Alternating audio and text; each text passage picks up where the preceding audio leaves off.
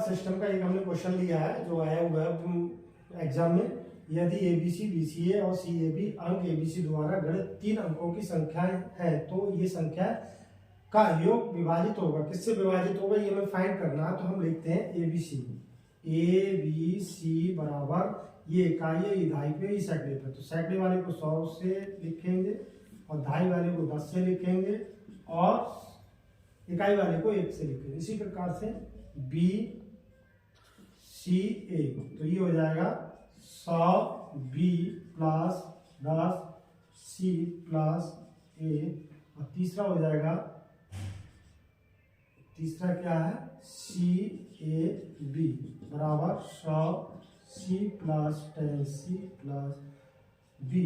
अब ए वाले ढूंढ लो, ए वाले ढूंढिए, ये तो मिलके कितने हो गए 111 ए प्लस बी वाले ढूंढो 111 बी प्लस 111 सी।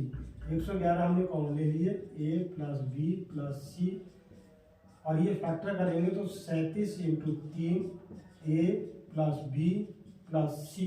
तो इसमें देखो कोई आ रहा है, ये 37 आ रहा है, इसका मतलब ये 37 से डिविजिबल है, अर्थात 37 से विभाज्य हो जाएगी। ओके, यहाँ पर 50 के सभी गुणनखंड का गुणन तथा योगफल हमें ज्ञात करना है। तो दो चीजें निकालनी है, सभी गुणनखंडों का गुणनफल और योगफल। तो हम सबसे पहले इसके 50 के क्या करते हैं, 50 के गुणनखंड करेंगे। तो n बराबर ये दिया 50, तो इसका हमने फैक्टर करेंगे 50 के, 2 से काटे, 2 दूनी 4, 2 पंजे 10, 55 25। इसका मतलब इसके फैक्टर हो गए 2 गुणा 5 की पावर 2। आगे चलते हैं, हमने ये गुणनखंड कर लिए। गुणनखंड करने के बाद कुल गुणनखंड ज्ञात करते हैं। तो इसके जो पावर होती है, इसमें 1 है, इसमें 2 है, तो इसकी पावर में एक प्लस करके यहाँ पर मल्टीप्लाई कर लेते हैं। तो 1 + 1 इंटू 2 + 1, 2 इंटू 3 बराबर 6। तो कुल गुणनखंड संख्या आ गई 6। अब हमें निकालना क्या चीज़ है, नंबर 1 सभी गुणनखंड का गुणनफल निकालना है। तो सभी गुणनखंड का गुणनफल निकालने के लिए ये कैपिटल N हो गया, तो n की पावर n/2। तो यहाँ वैल्यू हमने n बराबर 50 लगा दिया और स्मॉल n की पावर कितना आ गया 6, तो 6/2 हल किया तो 50 की पावर 3, तो 50 की 3 बार मल्टीप्लाई कर लिया, ये आ गया 125000। तो ये इसमें मैच खा रहा है, वो देख लेते हैं। फिर दूसरी चीज क्या पूछी है इसमें, योगफल पूछा है, तो हम योगफल भी निकाल के दिखा देते हैं। सेकंड पार्ट में सभी गुणनखंड का योगफल ज्ञात करना। तो इसका हमने सूत्र यहाँ लिख लिया, a की पावर p + 1 - 1, b की पावर q + 1 - 1, a - 1 b - 1। और ये जो वैल्यू है ये आपकी a कहलाएगी, और ये पावर होंगी वो p कहलाएंगी, ये आपकी b कहलाएगी, और ये पावर q। इस प्रकार से आगे और पद होते हैं वो भी लिख लेते हैं, आगे इसमें ऐड करते चले जाएंगे। अब यहाँ पर हमने वैल्यू ऊपर वाली को लगाई उठा के, तो 2 की पावर यहाँ पर 1 है तो 1 + 1 हो गया, ये -1, और 5 की power 2 + 1 - 1, 2 a - b, a - 0 sorry a - 1 b - 1, तो a कितना है इसमें 2 - 1 5 - 1 से हमने हल किया। हल करके हमारा आ गया 2 दूनी 4 - 1 3, और ये 5 की पावर 3, तो 55 25 25 पंजे 125 - 1 124,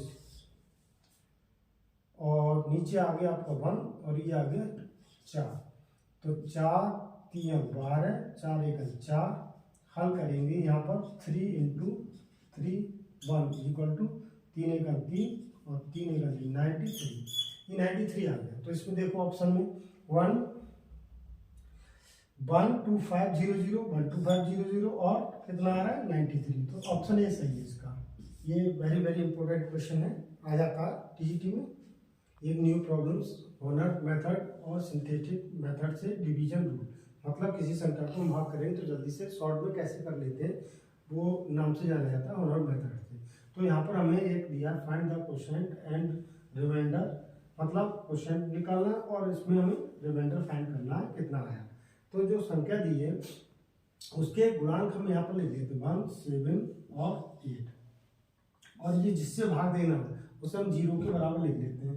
x - 1 बराबर 0, तो x बराबर 1। तो ये जो 1 वैल्यू आई हमारी, इसके लिए हम यहाँ इस टाइप से लिख लेंगे। तो हमने क्या लिखा 1 से हमें भाग देना है, तो हमने लाइन खींची और इसके नीचे हमने लिख लिया जो संख्या, जो वाली संख्या नीचे उतार ली।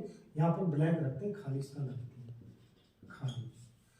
खाली रखते हैं यहाँ पर। अब यहाँ पर इसकी मल्टीप्लाई करो, 1 × 1 यहाँ लिख लिया। फिर इसके लिए हमने क्या किया, इसमें हमने मल्टीप्लाई किया, ये वाली स्टेप ऐसे उतार लिया, फिर इसी मल्टीप्लाई किया 1 × 1, एक की 1 से मल्टीप्लाई की 1 आ गया, इसे जोड़ लिया 8 हो गए। फिर 1 की 8 से मल्टीप्लाई की 8 × 1 8, फिर 8 यहाँ लिख दिया हमने। अब इसे जोड़ लिया, ये 16। तो ये जो लास्ट में बचते हैं ये आपके क्या कहलाते हैं, ये आपके रिमाइंडर कहलाते हैं, और ये आपका पूरा क्वोशिएंट कहलाता है।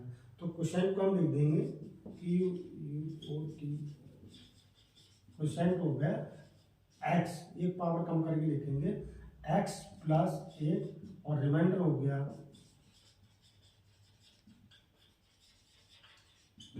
गया, आपका 16। तो इस टाइप से सिंथेटिक मेथड से एक लाइन में सवाल के लिए हम कर सकते हैं।